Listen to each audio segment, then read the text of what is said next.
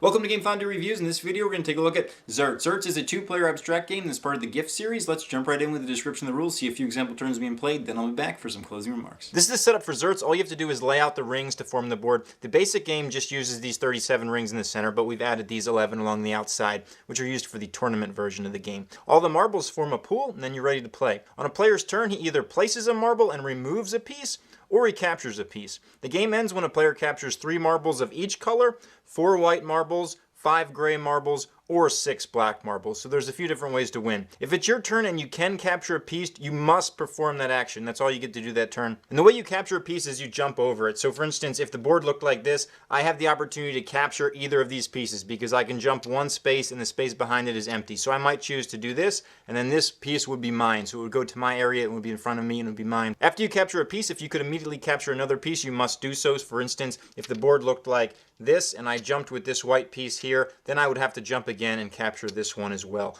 But I would capture 2 pieces for the turn and they would go in front of me. If you're unable to capture a piece during your turn, you have to place a marble and then remove a piece. You can place any of the marbles in the pool and you can place them on any empty ring of the board. So I might do that, for instance. After placing a marble, you have to remove one free piece from the board. A piece is considered free if it's vacant, there's no marble on it, and it can be removed from the board without disrupting any other piece. For instance, this one would be free. However, if this was now the situation, this would not be free because it would move these 2 pieces in the way out. But generally speaking, most of the ones along the edge are free pieces. If removing a piece isolates a set of non-empty rings, then you can capture the marbles on those rings. If, for instance, all these were removed, this normally can't be removed because it would be disruptive, but let's pretend. If this was removed and this was the situation, nothing would happen here because there's still a vacant ring, so this would actually stay on the board and can still be played. However, if when this other ring was removed, like so, if these 2 were here, the player would immediately remove these from the board and capture these 2 pieces. Now, in the same situation we had originally, if it looked like this when the piece was removed, at this point nothing is captured because not both of these rings would be empty. However, if later a player played a marble on one of these spaces, they would immediately capture that because now this isolated region is totally full.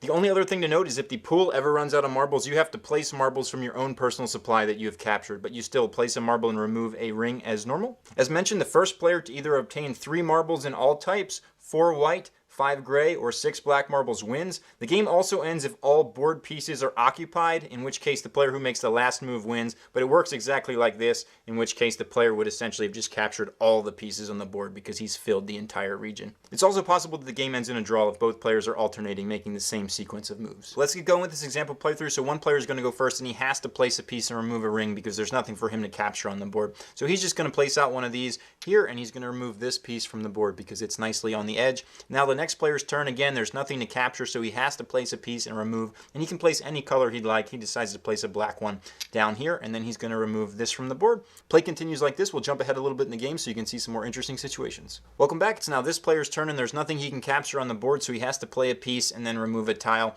He decides he's going to play this gray piece here, and then he's going to remove this tile. So he puts it in his area. Now it's the other player's turn, and there is a jump he can make on the board. He can jump this to here, so he has to do that. So he gets this, and he captures this piece here. But now it's this player's turn again. He decides to place a white piece out here, and then he's going to remove this tile. Now, because he's isolated a group that is completely filled, meaning all these things have a marble on them, he gets that marble. So he's going to get that white piece to his group. He only needs 2 more white pieces to win, but we're going to jump ahead till closer to the end of the game. Welcome back. It's almost the end of the game. This player is just 1 black away, but it's this guy's turn here. So he's going to place this here. And note he has to take it from his own supply because the entire pool is gone. Then he's going to remove this from the board. So since this is all by itself and it's all full, it's claimed by him. Now he's also just 1 black away. For this guy's turn, he has to make this capture. So he does so, and he captures this. Unfortunately, that's not enough for him to win.